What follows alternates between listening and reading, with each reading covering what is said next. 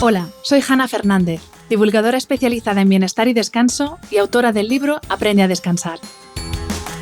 Quiero darte la bienvenida a un nuevo episodio de mi programa de podcast A Guide to Live Well, una guía práctica de bienestar en la que descubrirás de la mano de los mayores expertos cómo cuidar tu salud y tu entorno para vivir más y vivir mejor.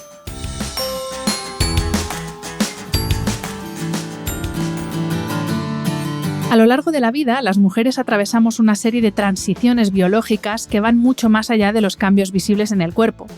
Desde la adolescencia hasta la menopausia, nuestras hormonas desempeñan un papel esencial, casi como una sinfonía que dirige no solo nuestra fertilidad, sino también el funcionamiento de nuestro cerebro. Estas fluctuaciones hormonales tienen un impacto directo en nuestras emociones, memoria, concentración e incluso en nuestra salud cerebral a largo plazo. En la etapa de la menopausia, por ejemplo, la disminución de estrógenos marca un antes y un después en el cerebro femenino.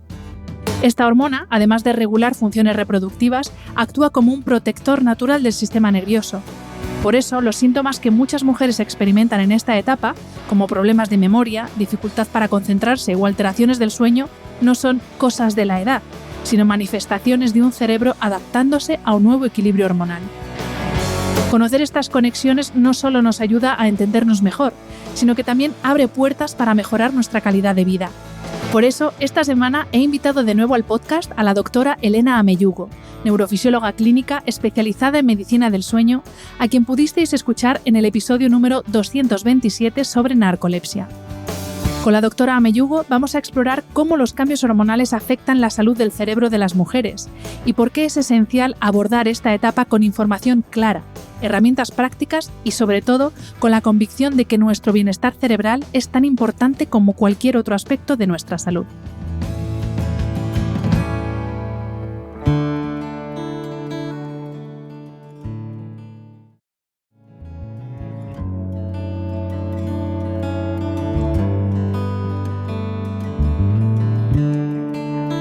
Doctora Elena Ameyugo, bienvenida de nuevo al podcast. Muchas gracias por estar aquí otra vez, encantada. Y además para un temazo, porque vamos a hablar de cerebro, que es uno de los temazos, y cerebro junto a menopausia, perimenopausia, bueno, en fin, todas las pausias, que es otro temazo, es una de las grandes corrientes o uno de los grandes temas de los que se está hablando ahora mismo en salud. Así que, bueno, prepararos las y los que estáis escuchando porque viene podcast largo y sobre todo lleno de mucho contenido muy importante para la salud. Vamos a empezar, como siempre a mí me gusta empezar con un poco una visión general para luego ir al detalle.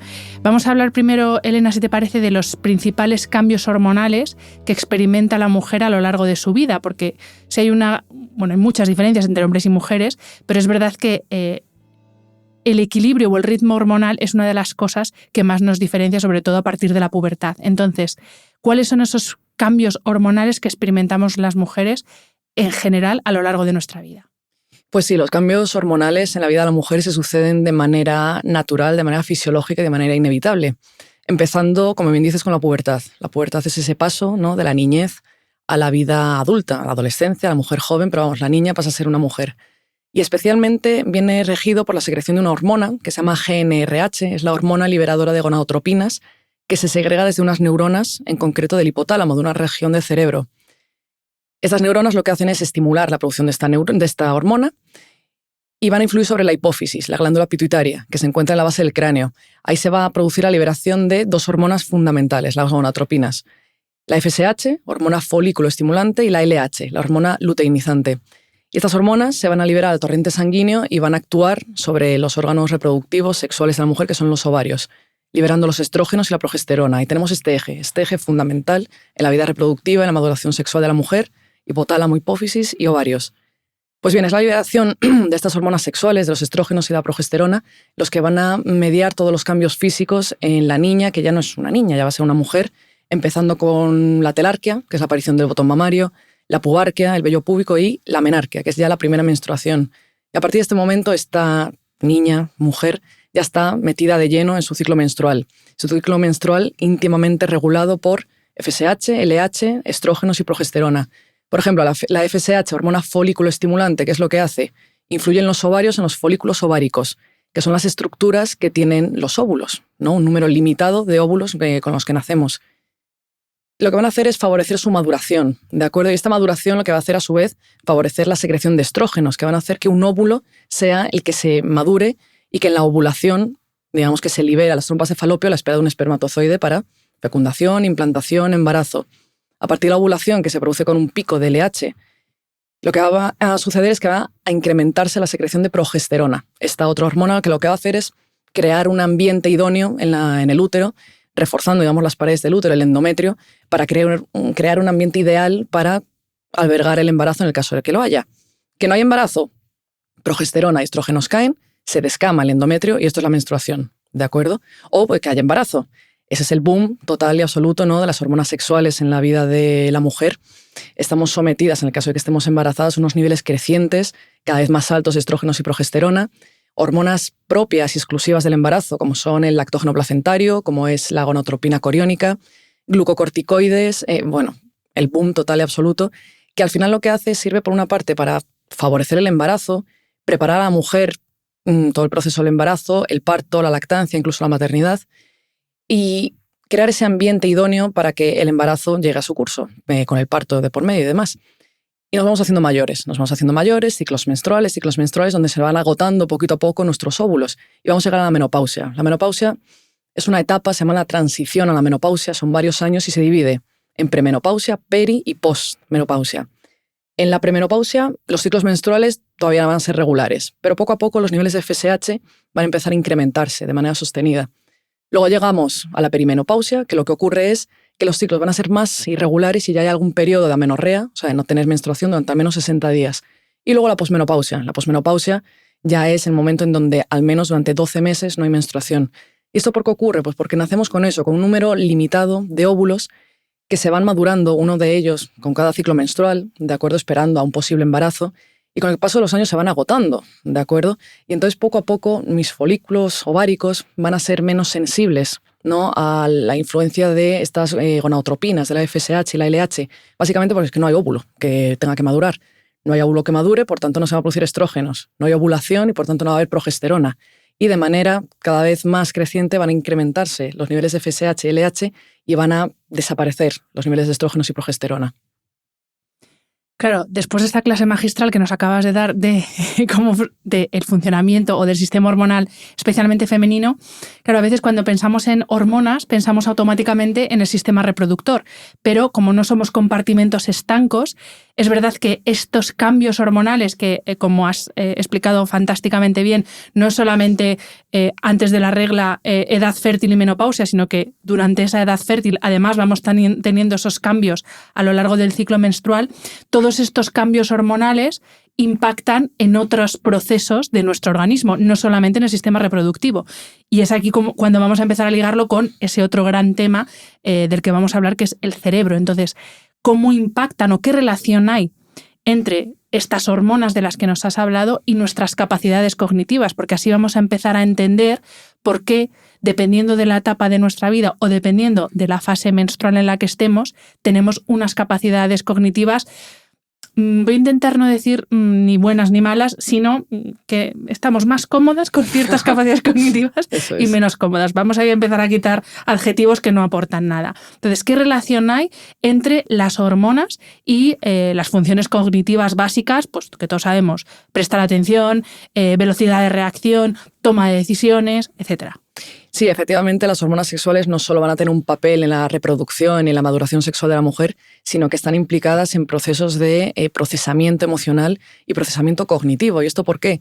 Porque el cerebro tiene receptores para estrógenos y progesterona ampliamente repartidos, pero especialmente en algunas zonas como son la amígdala, el hipocampo, el hipotálamo, los ganglios basales, el tronco del encéfalo, el córtex frontal, prefrontal, parietotemporal, que son todas regiones implicadas muy importantemente en funciones ejecutivas, en funciones cognitivas.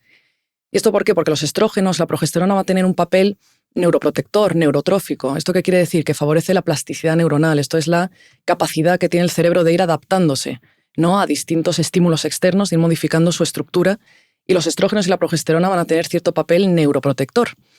Y ya no solo por estas funciones genómicas y no genómicas, es decir, la expresión de genes o cómo influyen y cómo se conectan las neuronas entre ellas, sino que también van a actuar en cascadas de información del sistema nervioso central que implican algunos neurotransmisores, ¿no? Moléculas con las que se comunican las neuronas, como GABA, como dopamina, serotonina, implicados en el aprendizaje, en la memoria. La dopamina, por ejemplo, está muy implicada en la memoria, en el procesamiento de la información, en el aprendizaje, en la toma de decisiones, en la motivación, y resulta que su transmisión se ve favorecida por los estrógenos.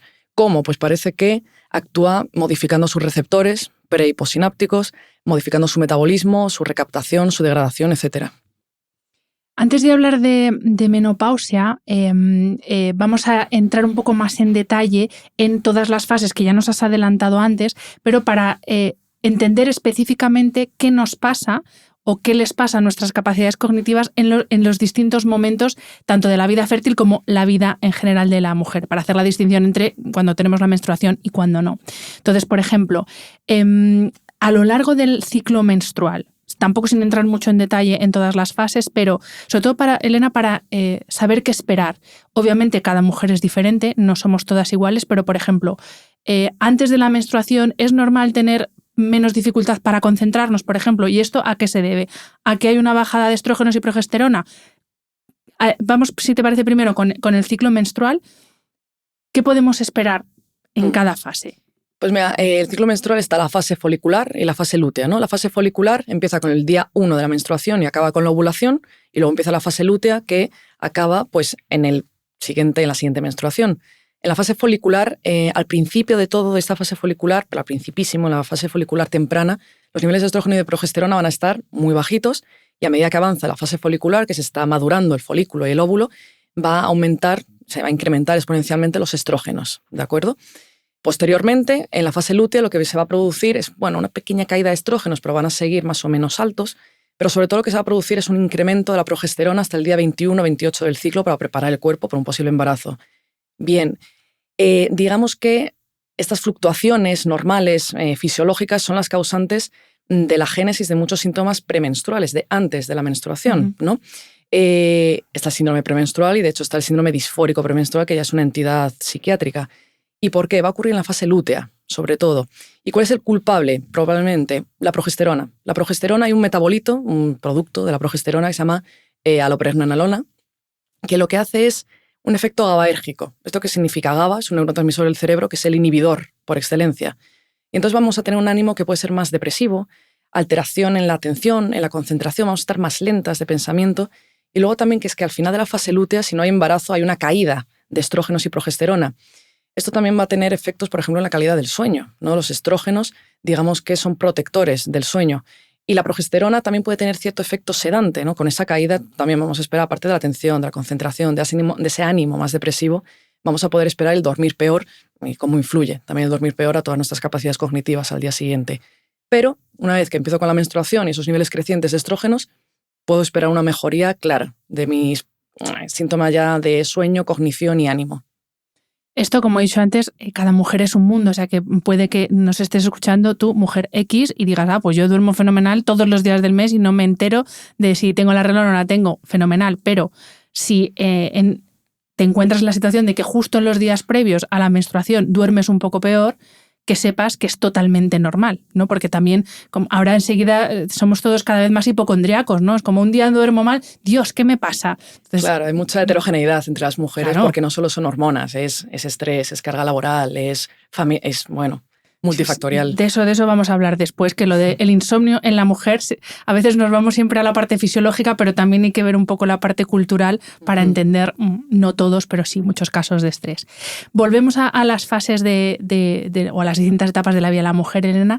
Vamos a hablar de embarazo, porque claro, aparte de los cambios físicos evidentes durante el embarazo, todos esos cambios hormonales, que es como debe ser la locura máxima, no lo sé, yo no he estado embarazada, pero debe ser una locura, implica también una serie de cambios en nuestras capacidades cognitivas. Y de hecho, yo he leído, y corrígeme si esto no es así, que hay ciertas capacidades que se pueden ver potenciadas, como por ejemplo la empatía, que a veces con capacidades cognitivas pensamos solo en velocidad de reacción, toma de decisiones y concentración, y no, la empatía también es una capacidad imprescindible además para relacionarnos con otros seres humanos, ¿no?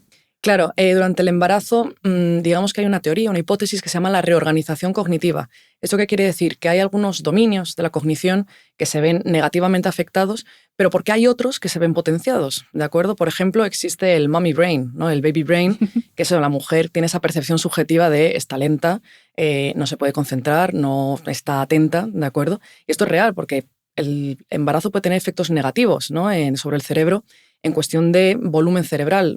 De hecho, se ve que el volumen cerebral durante el embarazo disminuye con estudios de neuroimagen y demás, que los surcos cerebrales se hacen más profundos, que los ventrículos se ensanchan, ¿no?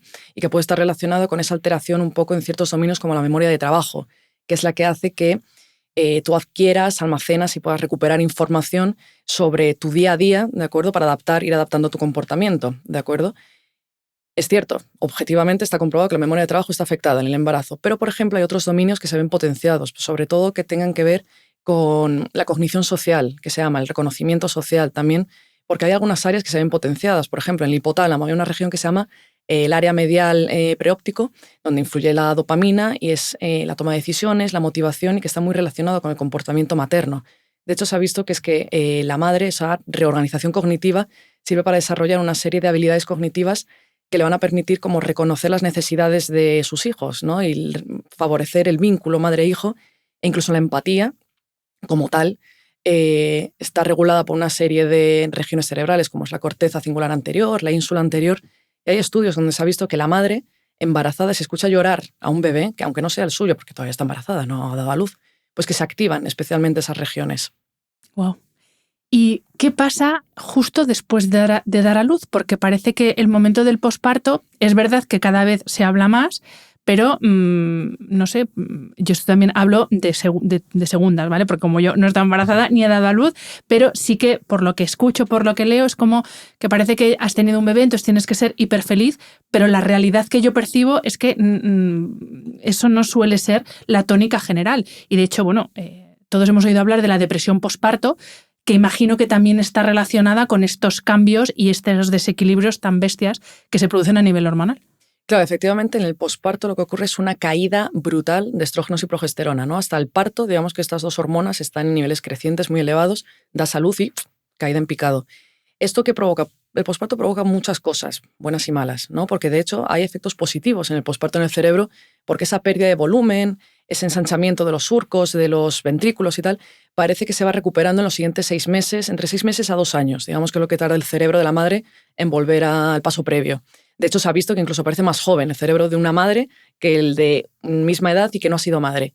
Pero sí que es cierto que, por ejemplo, en el posparto inmediato esta memoria de trabajo sigue alterada, ¿de acuerdo? Y luego que hay, por ejemplo, proliferación celular en el hipocampo, se ve alterada, el hipocampo, aprendizaje, memoria, una pérdida neuronal también en el córtex prefrontal, que son las funciones ejecutivas, por ejemplo, y la depresión posparto, que está íntimamente ligada a esa caída de estrógenos y tiene su explicación, su base fisiológica. Resulta que esa caída de estrógenos activa una enzima, una proteína del cerebro que se llama MAO-A, que lo que hace es la degradación, metabolismo de muchas monoaminas, serotonina, dopamina, histamina, están profundamente implicadas en procesos de procesamiento cognitivo y emocional. Parece ser que el tener unos niveles elevados de esa enzima sobre la que va a influir esta caída de estrógenos está muy relacionado con esos síntomas de depresión después del parto. Es cierto que sí, el embarazo te prepara para tener ciertas capacidades cognitivas, pero ojo, porque también otros procesos de tu cerebro van a estar luchando contra ello. Y Elena, otras hormonas, has mencionado antes oxitocina, ¿no? Que se le llama como la hormona del amor, ¿no? O la hormona de la exaltación del amor, pero también eso, oxitocina que la has mencionado tú, prolactina, por ejemplo, que también creo que tiene unas funciones protectoras importantes, especialmente después de un embarazo y de haber dado a luz. ¿Qué papel tienen estas hormonas, también vinculándolo a nuestras capacidades cognitivas?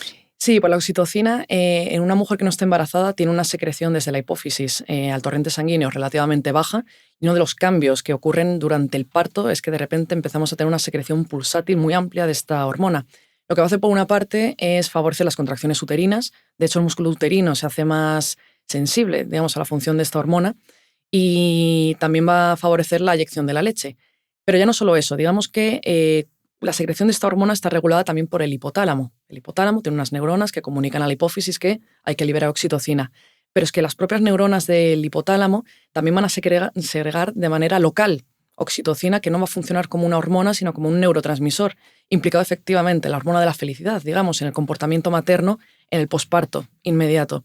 Y luego va a tener una relación la propia oxitocina bidireccional con la prolactina. La prolactina es una hormona que durante el embarazo y la lactancia está elevada y ya no solo va a funcionar aumentando y preparando, digamos, el tejido mamario, el desarrollo de la glándula mamaria y la producción de leche, sino que efectivamente tiene un efecto protector, porque se ha visto que lo que va a hacer es suprimir o reducir la respuesta aguda al estrés, ¿vale?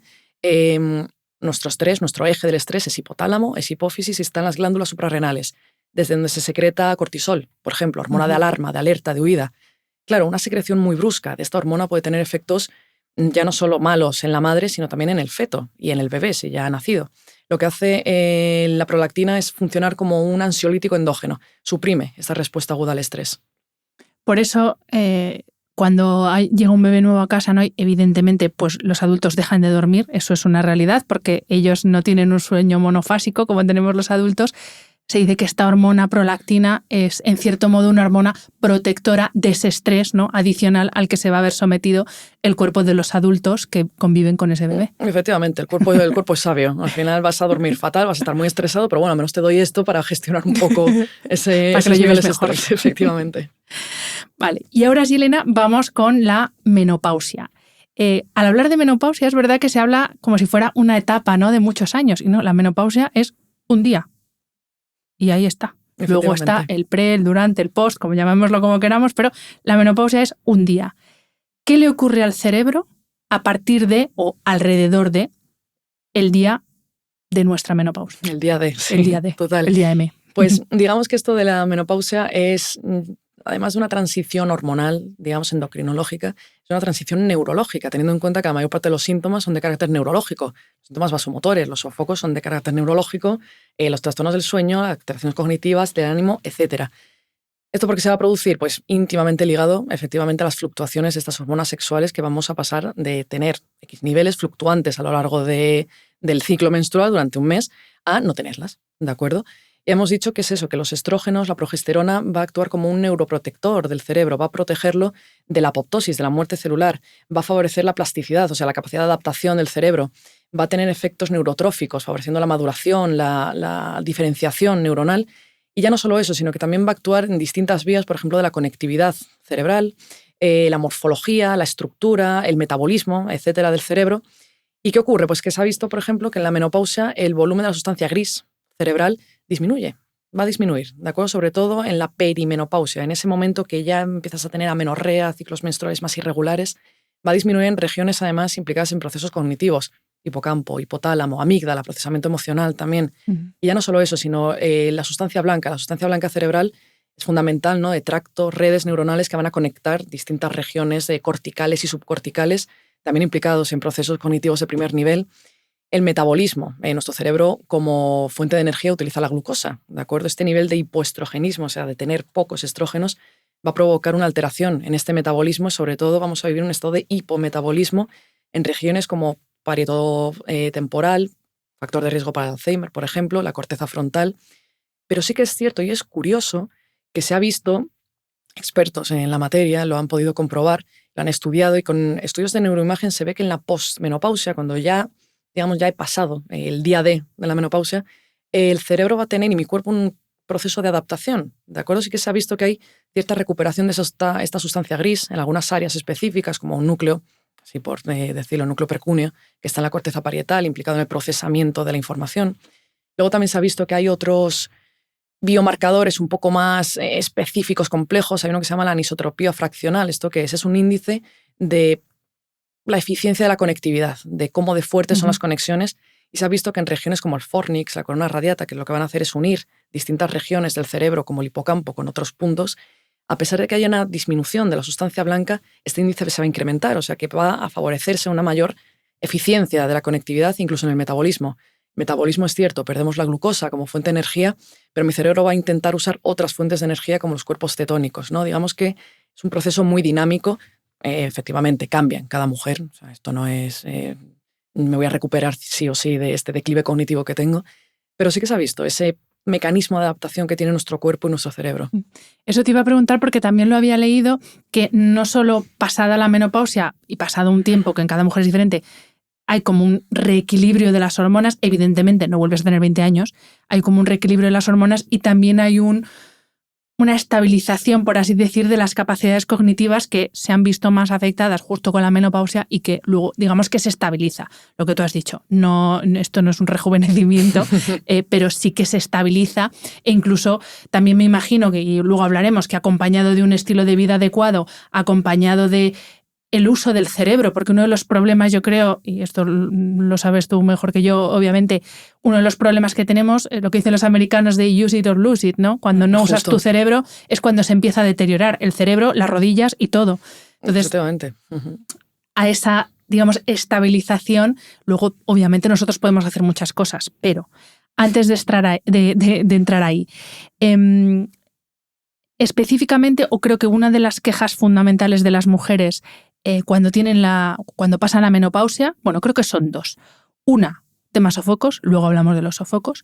Otra, el problema de la memoria, la concentración, lo típico de tengo lagunas mentales, tengo como niebla mental, es como que no soy yo, como que estoy lenta. Entonces, esto se debe, entiendo, a esos cambios hormonales y sobre todo, ¿hay alguna manera de paliar esto? Obviamente los cambios hormonales van a estar ahí, pero ¿hay alguna manera de prevenir que esto suceda o es impredecible porque cada mujer es un mundo? Sí que es un poco impredecible. Cada mujer es un mundo, hay mucha heterogeneidad, incluso en estudios y demás, porque esto ya no es estrógenos, progesterona, hipocampo, corteza y tal, sino la exposición al estrés crónico, cómo de bien o mal duermo, los sofocos que me están implicando también, cómo no estoy durmiendo por la noche y el declive cognitivo, mi capacidad de resiliencia. O sea, hay muchas cosas que influyen, es multifactorial. Pero sí que es cierto que hay que cuidar la salud cerebral desde siempre, desde ya. Para favorecer ese mecanismo de adaptación es muy fácil, o sea, necesitamos entrenar nuestras habilidades cognitivas porque efectivamente la neuroplasticidad, esa capacidad del cerebro de adaptarse, de crear nuevas conexiones o de reforzar las ya existentes, se consigue usándolo. Efectivamente, yo si no uso un brazo, se me atrofia. Si lo uso, lo puedo hipertrofiar. Esto es lo mismo. Se llama, de hecho, la plasticidad dependiente de uso. Use it o lose it, efectivamente.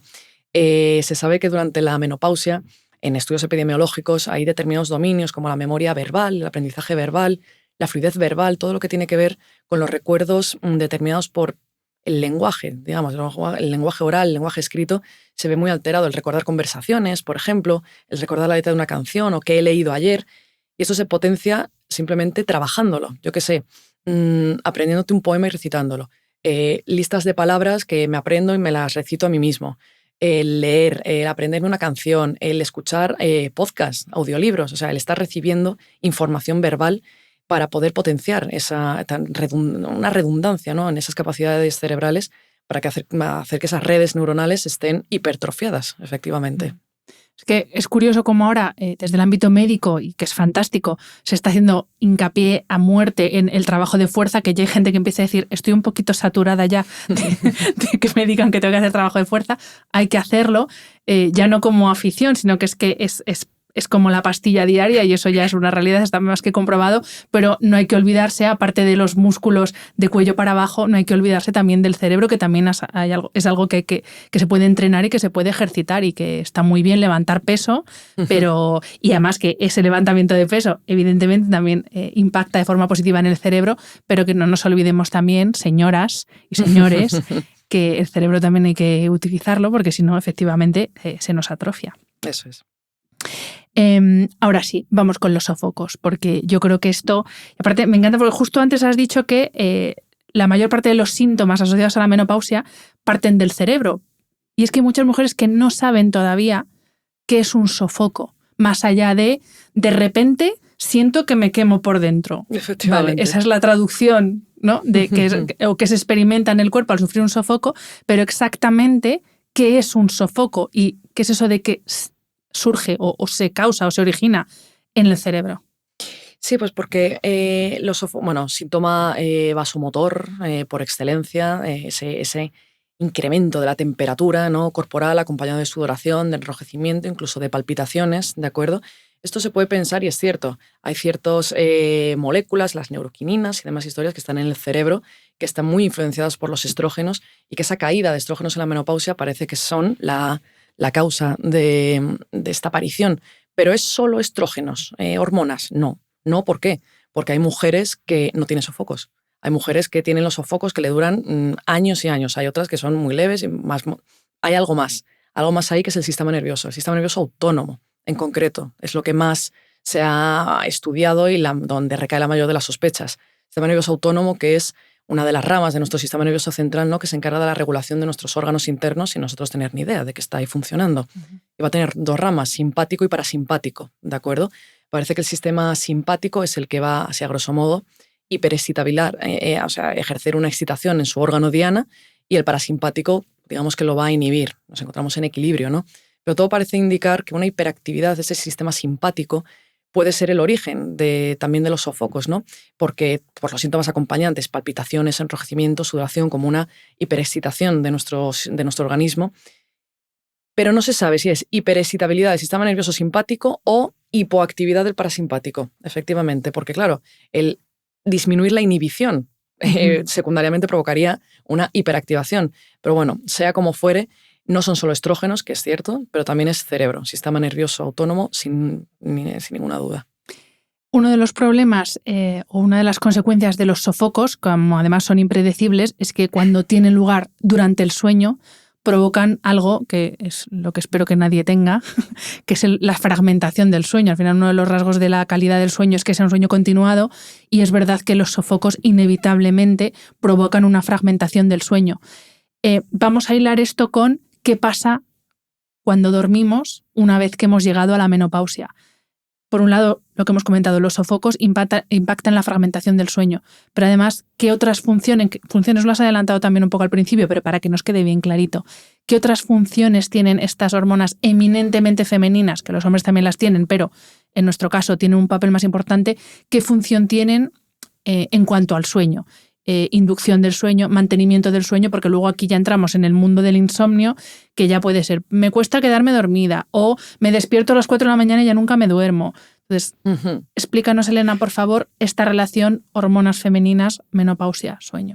Vale, pues mira, los estrógenos, empezando por los estrógenos van a ser protectores del sueño, así a grandes rasgos, ¿vale? De hecho, esto se ve pues en la fase folicular que hemos dicho, el ciclo menstrual, cuando los estrógenos están en niveles muy altos, que se informa de una mejor calidad de sueño. Los estrógenos lo que van a hacer es acortar la latencia al inicio del sueño, o sea, conciliar el sueño con mayor facilidad y aparte mantenerlo. O sea, tanto una cosa como la otra, quedarme dormido y mantener el sueño. ¿Por qué? En concreto parece que tiene unos receptores y actúa en concreto en el recambio, en la neurotransmisión noradrenérgica de la noradrenalina, que está muy implicada, profundamente implicada en el ciclo de vigilia y sueño, en algunos núcleos en concreto del tronco del encéfalo, donde está el sistema reticular ascendente encargado de la vigilia, como el locus coeruleus, ¿no? Es unas regiones muy concretas encargadas de esto y es ahí donde actúan los estrógenos. Y además también parece que favorecen el sueño REM, ¿vale? En modelos animales es cierto que lo suprime, pero en los humanos, que es lo que nos interesa, hace que la latencia al sueño REM se acorte y que haya más cantidad de sueño REM, que está profundamente implicado en procesos de consolidación de la memoria, por ejemplo, y de procesamiento emocional. Vale, luego está la progesterona. La progesterona y sus metabolitos, sus productos, digamos, van a tener un efecto GABAérgico, o sea, van a ser como agonistas de GABA, este inhibidor por excelencia, como las benzodiazepinas, más o menos, ¿no? Tiene un efecto sedante, es cierto que acorta el inicio del sueño, pero también hay que tener en cuenta que como benzodiazepina, que parece que puede ser una acción muy similar, agonista, GABAérgico, va a inducir una actividad cerebral muy rápida. Me refiero, nosotros para dormir, tener sueño profundo, necesitamos sueño de ondas lentas. Parece que la progesterona sí, hace que te quedes dormido, pero que duermas con un sueño más ligero, ¿de acuerdo? No llegando a ese sueño tan profundo que necesitamos. Hay otras muchas hormonas, está el cortisol, por ejemplo, cortisol, hormona de alarma, de alerta, de huida, que va a fragmentar el sueño y va a suprimir el sueño REM, la melatonina, nuestra hormona del sueño por excelencia, que rige el proceso circadiano y que se va a ir perdiendo esta producción endógena con los años. ¿Y qué ocurre en la menopausia? Pues que, teniendo en cuenta este declive de estrógenos y progesterona, el insomnio va a ser el principal de los trastornos de sueño. Y además, ya no solo por eso, sino los estrógenos es cierto que influyen en los sofocos, pero van a actuar como termorreguladores, ¿de acuerdo? Nosotros para dormir, para conciliar y mantener el sueño, tenemos que enfriarnos. Nuestra temperatura central tiene que disminuir unos grados y por eso en verano se duerme tan sumamente mal. Los estrógenos, digamos que van a regular esa temperatura a la baja para poder tener un sueño de calidad, un sueño mantenido, un sueño profundo.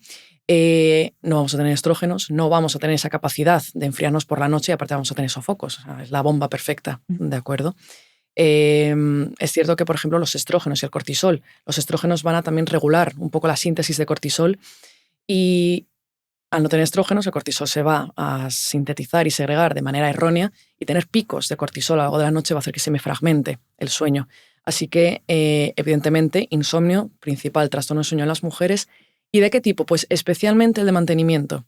Es cierto que la conciliación del sueño también es una de las quejas principales, pero sobre todo, es en el mantenimiento del sueño. De hecho, niveles crecientes de FSH y disminuidos estrógenos es un marcador muy robusto de cuántos despertares durante la noche voy a tener y cómo de largos van a ser. Y en este sentido, porque entrevisté para el podcast a la doctora Marimer, que es endocrina, pero está muy especializada, endocrina ginecóloga, se me va la ginecóloga, muy especializada en menopausia. Y una de las cosas que ella decía es que justamente la terapia hormonal para las mujeres que es indicado, se ha visto que tiene muy buenos resultados precisamente para la gestión del insomnio que estás comentando. Entonces, ¿por qué digo esto? Porque parece que estamos hablando aquí ya en modo tremendista y no, que es que afortunadamente cada vez se está avanzando más en el estudio de tratamientos de todo tipo y que no, esto ya no es, ya estás toda la vida condenada a no dormir. Por eso digo esto aquí, me estaba acordando de Marimer, que habla siempre muy en positivo de todo, y es que es verdad, es que afortunadamente ahora los médicos tenéis, Elena, muchas herramientas para ayudar, ya no solo en el caso de la menopausia, pero bueno, como estábamos hablando de esto, para ayudar. Lo que quiero decir es que no hay que resignarse y quedarse en casa diciendo, pues esto es lo que hay, ya estoy vieja y punto, y me aguanto, y ya aquí a esperar a morirme. No es la cosa. En absoluto, en absoluto. Tenemos terapias farmacológicas y no farmacológicas. Es cierto, la terapia hormonal sustitutiva tiene un efecto muy beneficioso, pero hay que tener en cuenta que en mujeres menopáusicas y población en general, primera línea de tratamiento, primerísima, siempre va a ser la terapia cognitivo-conductual, ¿no? O sea, es el único tratamiento inocuo, no invasivo, beneficioso, sin efectos secundarios, que es simplemente, o sea, se basa en la premisa de que el peor de los cronificadores del insomnio, el peor factor que va a empeorar el insomnio, son las asociaciones incorrectas que realizan las personas, unas emociones distorsionadas de qué es el sueño y qué puedo esperar de él. Lo que hace la terapia cognitivo-conductual es básicamente intentar modificar esos pensamientos y esas asociaciones incorrectas. Por ejemplo, la terapia de control de estímulos, fundamental. Yo a mis pacientes siempre se la cuento, porque claro, ¿en qué se basa? Que una persona cuando tiene insomnio y se despierta a mitad de la noche y no es capaz de quedarse dormida, aunque no tenga preocupaciones en la vida, ya empieza. No te vas a dormir, no te vas a dormir. Mañana vas a estar cansado, pensamientos rumiativos, pensamientos intrusivos, que lo único que le van a hacer es provocarle angustia. Y entonces, claro, de manera errónea va a asociar la cama con aquí lo estoy pasando mal. Error. Garrafal, se tiene que levantar esa persona. En esto se basa la terapia cognitivo-conductual. Bueno, tiene muchísimas terapias diferentes, pero esta siempre la contamos porque es la manera de romper esa asociación de la cama es un lugar desagradable. Mentira. La cama es mi lugar de paz, de descanso, de relajación. Y luego es la terapia más farmacológica. Es cierto, la terapia farmacológica, digamos que es una herramienta más que va a ayudar sobre todo a cumplir con las medidas de terapia cognitivo-conductual. Digamos que no hay un fármaco ni tampoco una terapia hormonal que me pueda aferrar a ello y ya es la salvación. Este tratamiento tiene varios pilares, ¿vale? La terapia hormonal sustitutiva, efectivamente, sí que beneficia al sueño. Hay metaanálisis que hablan de estradiol en parches, transdermal, que ha mejorado de manera tanto objetiva como subjetiva pues el tiempo total de sueño, la vigilia intrasueño, la progesterona micronizada, bueno, determinados tipos que también van a mejorar la calidad del sueño, medidas subjetivas y objetivas, que es lo más importante, o sea, que le haces una polisomnografía y mejora esa calidad del sueño. Pero luego también es cierto que ahí entra un poco de mejora el sueño porque realmente sí que mejora el sueño, todas estas vías neuronales y demás, o porque como mejora los sofocos se mejora el sueño.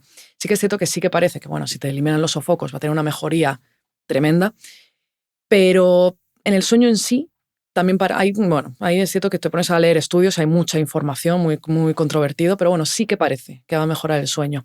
De hecho, hay algún ensayo clínico muy reciente, algunos fármacos nuevos, en donde, además del outcome primario, que es el mejorar los sofocos, de manera limpiando factores de confusión, el outcome secundario, que es el sueño, también lo va a mejorar, ¿de acuerdo? Más fármacos, pues sí, 1 millón. Hay antidepresivos, hay fármacos Z, hay benzodiazepinas, y que no se nos olvide la melatonina exógena, que realmente, así como farmacológicamente hablando, antes de un antidepresivo, antes de una benzodiazepina, antes de un fármaco, digamos, por su efecto beneficioso en la calidad del sueño y sobre todo en la arquitectura del sueño, que no va a modificar la alerta ni la cognición al día siguiente, pues es por los consensos internacionales de tratamiento y de manejo del insomnio las primeras intervenciones farmacológicas que está recomendada. Siempre con la prescripción y el consejo de un profesional médico. Sí, por favor. Porque esto de voy a Amazon o al herbolario o a la farmacia y a ver qué cojo, creo que con la melatonina te la puedes liar bien liada si no la tomas, cómo, cuándo y el tipo de melatonina que debes tomar. Efectivamente, sobre todo el cómo y cuándo, totalmente cierto. ¿Y qué pasa con otras cosas que pueden empeorar y que sí que se ha visto que en el caso de las mujeres después de la menopausia empeoran, como, por ejemplo, ronquido, apnea, o sea, otros trastornos asociados al sueño, en este caso trastornos respiratorios del sueño, pero que también por estas dos hormonas que parece que son el demonio, pero no lo son.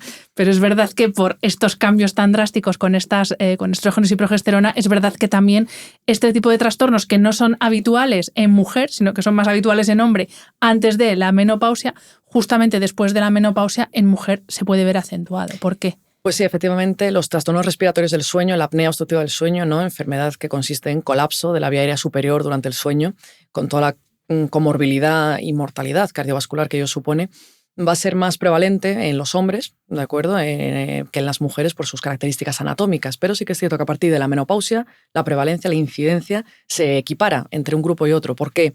Ya no solo tiene que ver pues la ganancia de peso propia de la menopausia, ¿no? La grasa visceral, el perímetro abdominal, el índice de masa corporal, etcétera, sino que efectivamente la progesterona en concreto parece que es protectora contra este trastorno de sueño, este trastorno respiratorio, porque parece que estimula el driver que se llama respiratorio, estimula la respiración y tiene un efecto directo en la musculatura dilatadora de la vía aérea superior. Y esto el mejor ejemplo es el embarazo. En el embarazo ganas muchísimo peso y por norma deberías tener muchísima más incidencia de apnea del sueño. Pues no es así, para nada. ¿Por qué? Porque ahí está la progesterona con unos niveles elevadísimos. Y otra patología relacionada con el sueño, en este caso el trastorno de piernas inquietas, o sea, voy saltando así de una cosa a otra, Elena, pero es que esto es un estudio de hace relativamente poco que he leído y que ahora también explícanos a propósito qué es lo del trastorno de piernas inquietas y a qué se puede deber, pero lo que he leído es que en mujeres posmenopáusicas se puede ver o puede aparecer o agravarse el trastorno de piernas inquietas. Entonces, ¿esto es así? Y sobre todo que la gente entienda qué es esto. Efectivamente, sí. El síndrome de piernas inquietas es un trastorno que llamamos sensitivo-motor, ¿de acuerdo? ¿Por qué? Pues por los síntomas que se tienen. Síntomas, por una parte, sensitivos, ¿no? Es esa necesidad incoercible de tener que mover las piernas, que no es dolor, no es picor, no es hormigueo, no es adormecimiento, es tengo que mover las piernas, porque si no me voy a poner histérica. Histérica, en este caso, porque soy mujer. Tiene una periodicidad circadiana, es decir, aparece a últimas horas de la tarde-noche, especialmente cuando me encuentro en reposo, con un pico de la severidad de los síntomas más o menos a medianoche, ¿de acuerdo? Y que, bueno, se puede aliviar o ceder quizás con el movimiento, ¿vale? Ya no solo es eso, tiene también síntomas motores, ¿de acuerdo? Cuando estoy dormida, el 80% de los pacientes que tengan síndrome de piernas inquietas, tiene una cosa que se llama los movimientos periódicos de las piernas, que son pequeñas patadas, bueno, pequeñas o no tan pequeñas, o patadas reales, que está dando mientras está dormido, ¿de acuerdo? Que se organizan como en clústeres, ¿de acuerdo? Y de manera periódica a lo largo de la noche. Claro, esto favorece la fragmentación del sueño de manera brutal, porque claro, se pensaba que cada patada, digamos, iba asociado a un microdespertar, que era el microdespertar a consecuencia directa de la patada que se daba. No es así. El microdespertar puede ser antes, durante o después del estar dando patadas por la noche. Entonces estamos hablando que voy a tener problemas en conciliación del sueño por esa necesidad de mover las piernas, voy a tener problemas de mantenimiento del sueño por esos microdespertares, esas patadas que voy dando. Y luego porque el síndrome de piernas inquietas como tal también establece un nivel de hiperalerta en el cerebro de quien lo sufre, de acuerdo, favoreciendo a no poder llegar a esa necesidad de hipoactivación que necesito por la noche para tener un sueño reparador y de calidad. En su fisiopatología está profundamente implicado en el metabolismo del hierro, sobre todo la biodisponibilidad cerebral del hierro, de los depósitos de hierro cerebrales. Y luego también distintos sistemas de neurotransmisión, especialmente el sistema dopaminérgico. Pero se ha visto que hay otros también, el glutamato, GABA, que influyen en el opioide que tenemos en el cerebro, que influyen en ese estado de hiperalerta. Es cierto que las mujeres, esta enfermedad va a tener una prevalencia superior a la de los hombres, una razón de 2-1 de mujeres y hombres. Y que en momentos de nuestra vida, como por ejemplo el embarazo o la menopausia o la posmenopausia, va a haber una mayor incidencia de esta enfermedad. De hecho, se ha visto en la posmenopausia, por ejemplo, que la mujer que ya tiene síndrome de piernas inquietas se van a empeorar muchísimo los síntomas. Y esto porque la verdad es que hay una relación muy compleja entre hormonas sexuales, estrógenos, progesterona, metabolismo del hierro y esta neurotransmisión especialmente dopaminérgica. ¿Pero qué es? ¿Porque me suban o me bajen los niveles de estrógenos? Pues no, porque en el embarazo tengo muchos estrógenos y mucha progesterona, tengo piernas inquietas, y en la menopausia tengo muy pocos y sigo teniendo esos síntomas o empeorando. Parece que es por el cambio, no por la cantidad neta de hormonas, sino el cambio brusco de estos niveles que van a activar una serie de cascadas de información, alterando la biodisponibilidad del hierro cerebral, que es la base de esta enfermedad, con la consecuente agravación de los problemas de sueño, que ya tengo insomnio de por sí, pues ahora más todavía, porque te voy a fastidiar más con este síndrome de piernas inquietas y probablemente con el trastorno respiratorio. A propósito del síndrome de piernas inquietas, igual que los trastornos respiratorios, hay muchas personas que tienen problema para dormir, ¿verdad? Y que puede que sea porque sufren uno de estos trastornos, que solamente se puede saber cuando vosotros los médicos hacéis una polisomnografía, esto que grabáis, ¿no? Estás lleno de cosas, de cables por todas partes, y es cuando se ve, cuando se sufren estos trastornos. Entonces, lo digo por lo que decíamos antes de automáticamente no duermo, voy y me compro la melatonina primera que vea en el súper. No, es que lo mismo, no duermes porque tienes alguno de estos trastornos que se solucionan por otra vía. Claro, el insomnio puede ser un trastorno primario, puede ser la consecuencia de cualquiera de estas cosas, y por eso hay que consultarlo antes de automedicarme, porque eso ya puede ser, no, mi vecina me da una benzodiazepina de turno y lo que estoy haciendo, por ejemplo, es fastidiarme aún más el trastorno respiratorio de sueño que esté teniendo. Antes has mencionado la posible relación que puede haber con la neurodegeneración, has hablado de Alzheimer. Uno de los campos de estudio, ahora yo creo más potentes que hay con respecto a la privación de sueño es precisamente entender qué relación hay. Todavía yo creo que, tú claro estás más al día de esto, creo que todavía no se ha llegado a establecer relación de causalidad entre privación crónica de sueño y desarrollar Alzheimer, pero que tiene que ver una cosa con la otra, eso más o menos sí que está claro. Entonces, si a este cóctel de privación de sueño y posible desarrollo de enfermedad neurodegenerativa le añadimos los cambios hormonales de la menopausia, ¿qué nos sale? ¿Qué tenemos? Es la tormenta perfecta. Sí, efectivamente el sueño es neuroprotector. Eso está ampliamente conocido y especialmente porque no se describió hace tanto tiempo el sistema linfático, ¿no? Esa red vascular de mi cerebro que especialmente lo que va a hacer es limpiar de productos tóxicos y residuos todo mi sistema nervioso central y que está especialmente activo durante el sueño de ondas lentas, ¿no? El sueño profundo y reparador. Pero es cierto que durante la menopausia vamos a dormir peor por X motivos, ya hemos visto que es multifactorial, y luego además volvemos a hablar, estrógenos, progesterona y el papel que tienen los estrógenos en la neuroprotección y el neurotrofismo del cerebro. ¿Qué pasa? Voy a perder estas hormonas y mi cerebro va a ser más propenso a esa pérdida neuronal, a esa debilidad de las sinapsis, de las conexiones neuronales, y además también va a ser más propenso a acumular placas de beta-amiloides, una proteína patológica marcador de la enfermedad de Alzheimer. Y ya no solo eso, sino que hemos hablado antes que los estrógenos provocaban un estado de hipometabolismo en el cerebro en algunas regiones como la parietotemporal o el córtex frontal, que son factores de riesgo también para desarrollar el Alzheimer. Pero también hemos hablado de que, bueno, que podía haber un proceso de adaptación, ¿no? Que se usa, pues no uso glucosa, uso los cuerpos cetónicos que se obtienen pues, del catabolismo de los ácidos grasos. Ojo con esto también, porque parece que ese catabolismo de los ácidos grasos y el usar los cuerpos cetónicos como fuente de energía también van a llevar a esa pérdida neuronal y esa pérdida de sinapsis que puede ser factor de riesgo para el desarrollo del Alzheimer. Y ya no solo eso, hay algún estudio que se ha hecho de mujeres portadoras de un gen que es un factor de riesgo para el desarrollo del Alzheimer, el ApoE4. Han visto que ya no es que sean portadoras de ese gen, sino que la época esa de la perimenopausia, se están produciendo estos cambios, es como una ventana de vulnerabilidad donde estas mujeres con el ApoE4 van a acumular más placas de beta-amiloide que las mujeres que no lo tienen. O sea, estas mujeres hay que monitorizarlas muy de cerca, sobre todo durante este periodo de la transición a la menopausia, porque puede ser tanto una ventana de vulnerabilidad para el desarrollo de esta enfermedad neurodegenerativa o de oportunidad para poder tratarlo y paliarlo en la medida de lo posible. Hasta ahora hemos hablado o hemos puesto el foco absolutamente en las hormonas, pero es verdad que todo lo que tiene que ver con nuestro estilo de vida nos puede ayudar y mucho. Obviamente, caminar todos los días media hora, y comer una ensaladita, o sea, ese tipo de cositas así no es Lourdes. Pero si vamos sumando una estrategia con otra, a nuestro estilo de vida, si tenemos lo que se llama estilo de vida saludable, podemos ayudar también mucho a, si no a evitar, a atenuar lo más posible toda esta sintomatología. Entonces, voy a dejar para el final el estrés, porque es la madre del cordero, literalmente lo voy a bautizar así. Pero antes sí que me gustaría que hablásemos, y aunque esto ya lo sabéis, la mayoría de los que estéis escuchando este episodio, que ya está más que demostrado la importancia de la actividad física y la alimentación, creo que no está de más que hablemos sobre todo de qué dice la ciencia con respecto a el papel que tiene, empecemos por la actividad física, si te parece, en la salud. No solo en la salud en general, sino en la salud cerebral y en concreto en la salud cerebral de la mujer. Efectivamente, la actividad física, bienvenida sea siempre en nuestra vida a lo largo de todos nuestros años, pero es que en la menopausia, efectivamente, la ciencia dice que tiene un efecto neuroprotector. La actividad física, además, aeróbicas especialmente. El caminar, el caminar rápido, el hacer yoga, el hacer tai chi, pilates. De hecho, hay algún estudio que compara grupos de pacientes de tu actividad aeróbica, caminar, y tu anaeróbica, por ejemplo, tonificación, musculatura, y va a tener un mejor rendimiento en las funciones ejecutivas el grupo de aeróbicos, por así decirlo. ¿Y por qué? Pues lo va a mejorar de manera indirecta, favoreciendo la salud cardiovascular, evidentemente, y luego este ejercicio aeróbico también de manera directa sobre el cerebro, modificando su estructura y su funcionalidad. ¿Por qué? Pues parece que incrementa una proteína, una molécula que se llama el factor neurotrófico derivado del cerebro.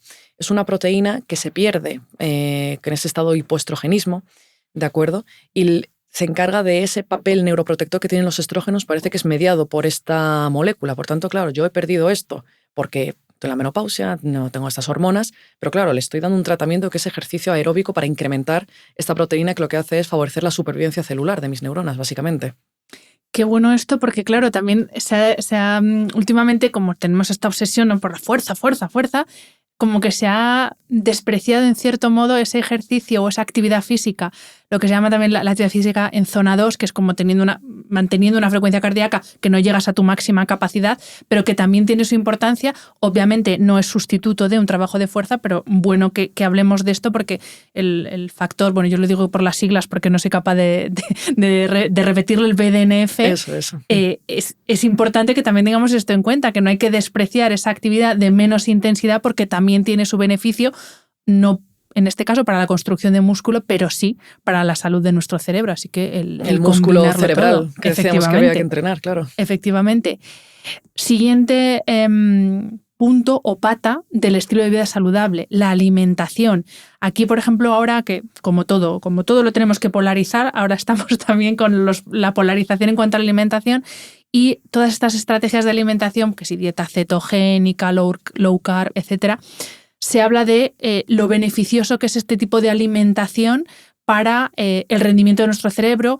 La gente que sigue la dieta cetogénica dice que está mucho más focus, que tiene mucha capacidad de concentración. Entonces, ¿qué hacemos con esto, Elena? La dieta cetogénica, efectiva. Bueno, estando en el país donde estamos, habría que hablar de la Mediterránea, porque la Mediterránea sí que se ha relacionado con un mejor rendimiento cognitivo, ¿no? El no tanta carne roja, por ejemplo, y más pescado, ácidos grasos insaturados, aceite de oliva, legumbres, cereales que no estén procesados.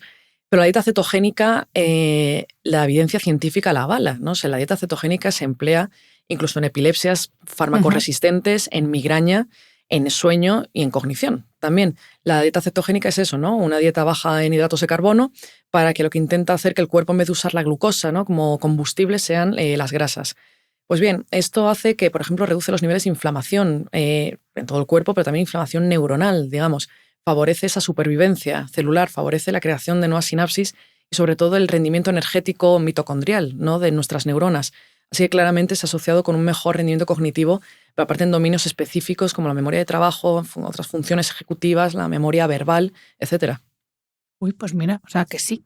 Incluso sí, para mejorar el sueño, que esto también, oye, es interesante saberlo para personas que sean como yo, que les gusta probarlo todo, pues oye. Pues parece que sí. Siempre con la guía de un profesional, porque también te puedes, si no lo haces bien, claro, consiste en comer proteína, grasa y poco hidrato, entonces si no lo haces bien, lo mismo también te la puedes liar muy parda. Efectivamente. La dieta cetogénica. Todo controlado y monitorizado. Sí, todo con ayuda de un profesional, por favor, no la liemos.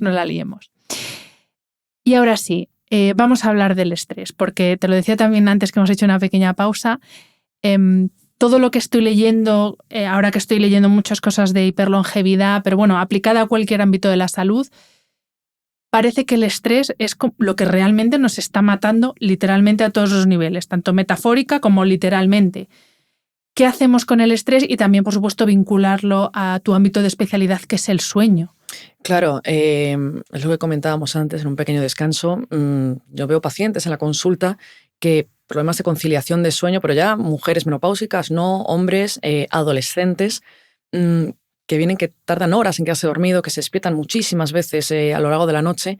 Claro, te pones a investigar un poco sus horarios, sus hábitos, sus costumbres, porque a lo mejor ellos están buscando una explicación anatómica o fisiológica. No, son sus hábitos y sus costumbres. A lo mejor es un chaval que está jugando a la Play hasta las 3 de la mañana. A lo mejor es un abogado de una Big Four que está trabajando hasta las 12 de la noche. O una mujer que no, que pues menopáusica, imagínate, que ya está jubilada y tal, pero que está con el móvil hasta última hora de la noche.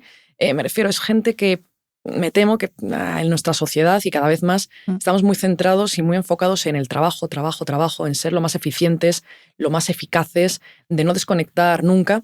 Y, por ejemplo, en cuestión del sueño, el sueño no es un botón de on y off. O sea, para el sueño, para tener un sueño de calidad, tenemos que llegar a un estado de paz, de tranquilidad, de no estar estresados, no estar pensando en el email que voy a mandar a las 3 de la mañana.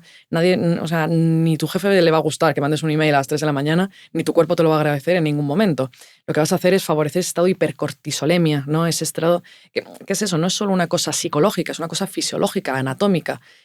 Una hiperactivación de ese eje del estrés que hemos hablado, hipotálamo, hipófisis, glándulas suprarrenales, cortisol, adrenalina en el cuerpo, tiene unos efectos en todo el organismo en general, pero eso, en mi campo, en el sueño, va a hacer que ese sueño no sea de calidad, que no sea un sueño reparador y que ya nos metamos en el insomnio, en ese miedo de ir a la cama.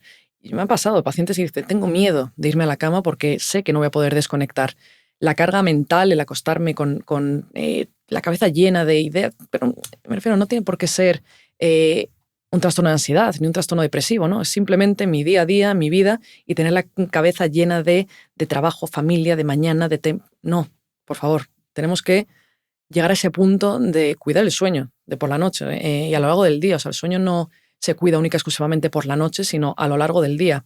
Gente que, por ejemplo, hace ejercicio físico a las 9 de la noche porque acabo de salir del trabajo y mal también, ¿de acuerdo? O sea, tenemos que llegar a un estado de paz, de tranquilidad mental, físico y cognitivo que sea ideal para inducir y mantener el sueño, porque además si no nos vamos a meter en un círculo vicioso, porque vamos a dormir mal, al día siguiente cognitivamente voy a estar peor, me voy a estresar más, voy a llegar a la cama más estresado y hay que parar, hay que poner un punto final a eso, porque es que si no, no vamos a poder salir de ese círculo vicioso. Y a propósito de lo que creo que has mencionado la palabra clave o la expresión clave, que es la carga mental, que yo creo que es verdad que no es una cosa única de las mujeres, pero sí que es verdad que las mujeres tenemos una tendencia mayor a preocuparnos por todo, ocuparnos, que cada uno elija el verbo que quiera, y al final esa carga, porque también has dicho, puede ser una mujer con menopausia que ya está jubilada, entendemos que no tiene ninguna preocupación, pero el meterse en la cama y en ese momento que sea la cabeza la que empieza ahí, pues tengo mañana que comprar los pimientos para que no el sofrito. O sea, que son cosas que no son dramas, realmente. Claro. Lo digo porque en esto es mucho también cómo afrontamos nosotros mismos las circunstancias, que esta parte tan psicológica al final, pues hay personas que una situación les estresa, a otras les motiva y a otras ni fu ni fa. Entonces, lo digo por lo que nos has comentado tú antes también de lo bien que funciona la terapia cognitivo-conductual en el insomnio. Uh-huh. En estos casos, la ayuda de un profesional de la psicología nos puede ayudar también mucho a gestionar cómo afrontamos esos estresores, que ya te digo, habrá alguno que sea un drama nacional, que no haya pimientos, y para otro, pues mira, me da lo mismo. Pero es que es verdad, es que las preocupaciones pueden ser tan insulsas como eso. Claro, ¿no? Es el perfil de la persona, ¿no? Está el neuroticismo, ¿no? La inestabilidad. Es que yo soy así, por eso lo digo, porque yo me preocupo por que no quedan yogures. Claro, hay una relación inversa, de hecho, con la resiliencia, ¿no? El cómo me enfrento en mi día a día, de cómo supero obstáculos, cómo no cedo ante la presión. Una relación que cuanto más resiliencia tengo, mejor voy a dormir cognitivamente también, voy a tener mejores, pero objetivamente además, puntuaciones en test neuropsicológicos, este ánimo más no voy a decir depresivo, ni triste, ni nada, más de esa labilidad emocional, de pensamientos negativos, ¿no? De efectivamente, no hay pimientos, pues una persona con resiliencia dice, pues yo qué sé, pues me voy a otro súper, pero la persona con este neuroticismo es, ya está, se acabó, no puedo hacer el sofrito. Y va a estar toda la noche pensando en eso. Sí, efectivamente eso tiene que ir, es complicado, ¿no? Porque va muy metido en el carácter de la persona y eso es vivencias, autobiografía, genética incluso. Pero aquí la mano de un psicólogo, efectivamente, la psicoterapia es fundamental, porque no hay un fármaco que va a hacer, no te preocupes por los pimientos. No lo hay, sí que lo hay. Te puedo apagar el cerebro y ya está. Pero Claro. a ver, también tenemos que tener en cuenta con los efectos secundarios, ahora que estamos hablando de la menopausia, que pueden tener fármacos de ese estilo, depresores del sistema nervioso central, en mi rendimiento al día siguiente. No todo vale. Hemos hablado antes, hemos hablado de melatonina, fármacos, hemos hablado de fármacos, pero también ahora el mundo suplemento, que es como, yo creo que es la industria más que está creciendo más pues ahora en estos momentos, como siempre, con productos maravillosos y también con productos que no valen para nada, que son sacacuartos, la verdad es así, pero a lo que voy, como has visto, Elena, me enredo yo sola en las preguntas.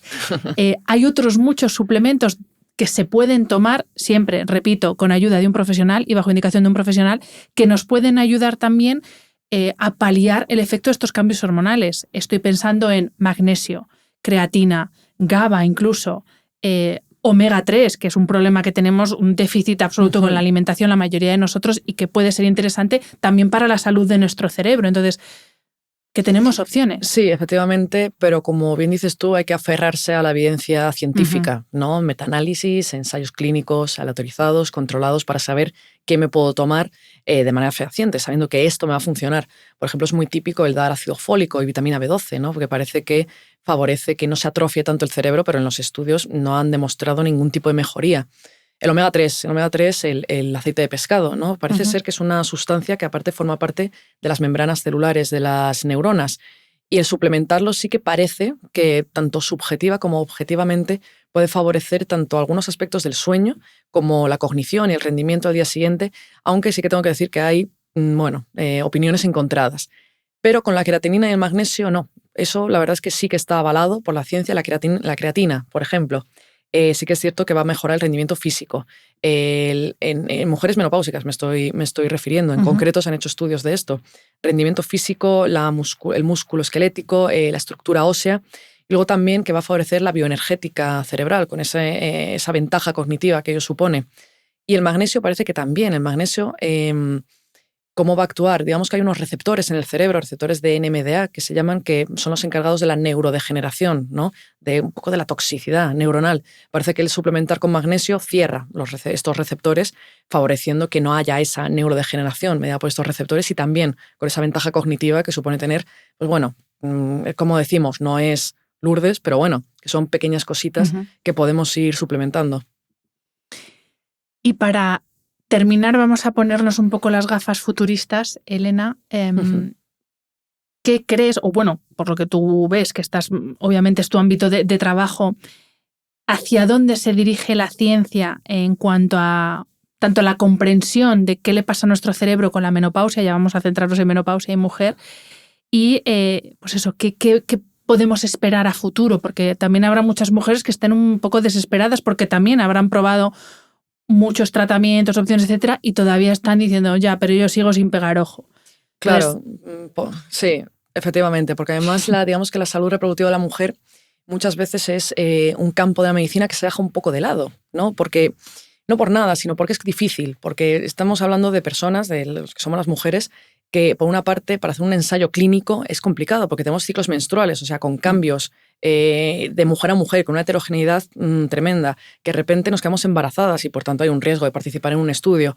Digamos que durante muchos años se ha quedado un poco así cogida con pinzas, pero bueno, hay varios proyectos ahora que digamos que están intentando mitigar esas diferencias, digamos, en la medicina en cuanto a hombres y mujeres, en pos de llegar pues, a una medicina de precisión, ¿no? Sostenible e igualitaria para todos. Y luego también es eso, cada vez más está de moda, por así decirlo, hablar, pues como aquí, de dar voz a lo que ocurre en la menopausia para que entendamos qué es, para no decir nos tiramos de los pelos, ya está, he llegado a la menopausia, se acabó mi vida. No. Y luego también, si hablamos de futuristas y futuribles, hay que hablar de la inteligencia artificial, ¿no? La inteligencia artificial ha llegado a la medicina como una herramienta revolucionaria y la menopausia y la cognición no iba a ser para menos. De hecho, que leí yo hace poco, a principios de este año, en enero del 2025, en la revista Menopause, ha salido un estudio de, no recuerdo en qué país lo han hecho, pero lo que pretenden era desarrollar un modelo de inteligencia artificial que pudiera predecir qué mujeres estaban más en riesgo de desarrollar un deterioro cognitivo, ¿no? Entre mujeres con un deterioro cognitivo subjetivo, es decir, que ellas percibían que estaban con fallos de memoria o lo que sea, estas herramientas de estos modelos de inteligencia artificial lo que hacían era valorar punto por punto lo que les ocurría, relacionándolo con distintos factores de riesgo para poder decir, pues mira, esta mujer monitorízala muy de cerca porque sí que es más probable que desarrolle un deterioro cognitivo, ¿no? Esto me parece fundamental, ¿no? La inteligencia artificial ha llegado, yo creo que para quedarse en toda la medicina y en esto en concreto me parece un avance estupendo en el caso de que funcione y se consiga desarrollar. Pues a ver si siguen investigando por esta vía, que seguro que, yo tengo muchas esperanzas en la inteligencia artificial. Creo que bien utilizada va a cambiar especialmente el modo en que se hace medicina. Pero bueno, veremos a ver luego esto cuando nos llega y si lo vemos, porque esto es otra cosa. Pues, doctora Elena Ameyugo, muchísimas gracias. Un placer volverte a tener en el podcast. Espero que vuelvas porque creo que el cerebro... Esto también hay teorías. Hay gente que dice que todavía sabemos solamente como un 20% del cerebro. Hay otra gente que dice que no.